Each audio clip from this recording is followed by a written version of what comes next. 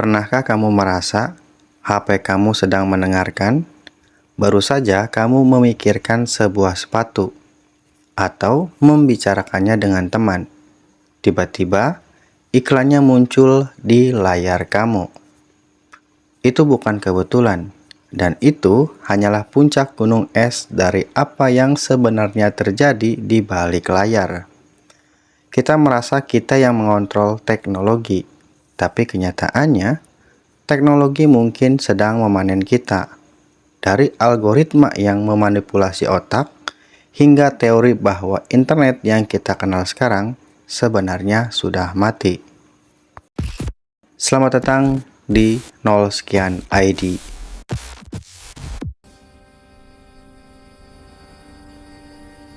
Kali ini kita akan membedah 7 kategori sisi gelap teknologi yang akan membuatmu berpikir 2 kali sebelum membuka HP lagi.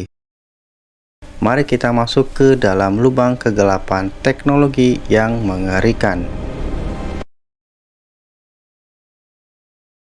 Di beberapa negara, CCTV bukan lagi sekadar alat keamanan.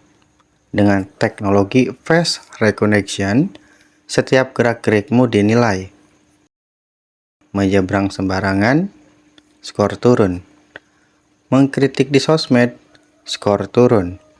Jika skormu rendah, kamu tidak bisa beli tiket kereta, meminjam uang, atau menyekolahkan anak di tempat terbaik. Bayangkan, hidupmu ditentukan oleh algoritma moralitas digital yang kaku.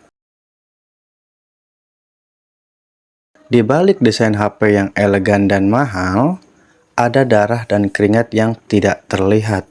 Untuk membuat baterai yang tahan lama, dunia butuh kobalt. Dan sebagian besar kobalt itu berasal dari tambang di Kongo, di mana anak-anak bekerja di bawah tanah dengan taruhan nyawa.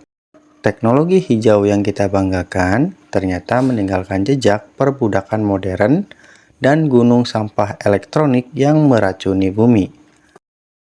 Kemajuan kita dibangun di atas penderitaan mereka.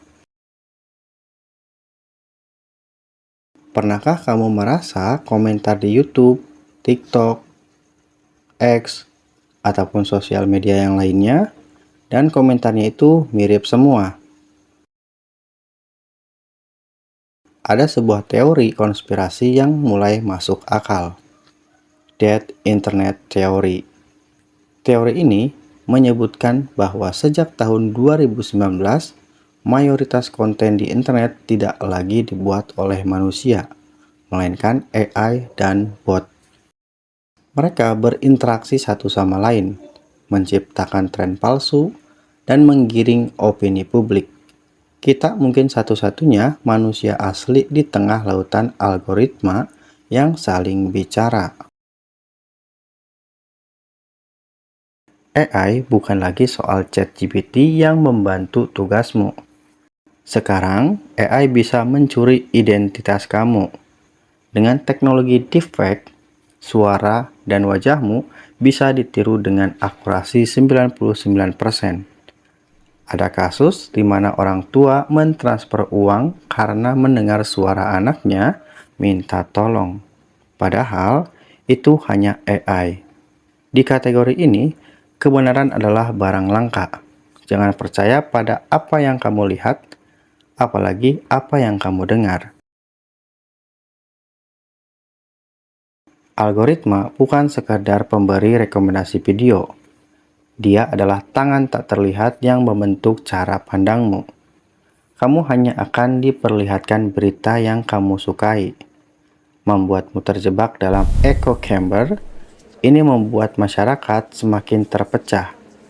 Kita tidak lagi melihat dunia sebagaimana adanya, tapi kita melihat dunia sebagaimana yang diinginkan algoritma, agar kita tetap marah, tetap mengetik, dan tetap di dalam aplikasi.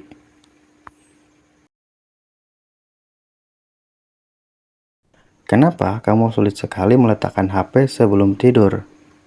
Karena aplikasi di tanganmu dirancang oleh para ahli saraf. Fitur infinite scroll atau tarikan layar saat refresh itu dibuat meniru cara kerja mesin judi slot. Setiap kali ada notifikasi, otakmu melepaskan dopamin. Mereka tidak hanya mencuri waktumu, mereka meretas sistem penghargaan di otakmu agar kamu kecanduan secara biologis.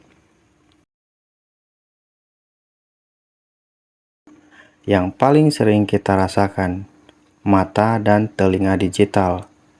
Meskipun perusahaan besar membantahnya, banyak bukti teknis menunjukkan bahwa HP kita memproses kata kunci dari percakapan suara. Untuk apa? Untuk memetakan minat kita. Data privasimu adalah komoditas paling mahal di abad ini. Kamu bukan konsumen mereka.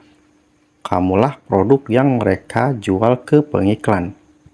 Kebebasan privasi itu mungkin sudah jadi dongeng masa lalu. Teknologi adalah alat, tapi alat itu sekarang punya agenda sendiri. Pertanyaannya, apakah kita masih memegang kendali? Atau kita hanya pion di dalam simulasi digital yang mereka buat? Jadi, menurutmu, kategori mana yang paling mengerikan? Tulis di kolom komentar. Kita diskusi di sana. Saya Rom Juli dari 0 sekian ID. Jangan lupa subscribe untuk terus membedah rahasia dunia dari angka 0 hingga sekian. Sampai jumpa di video berikutnya.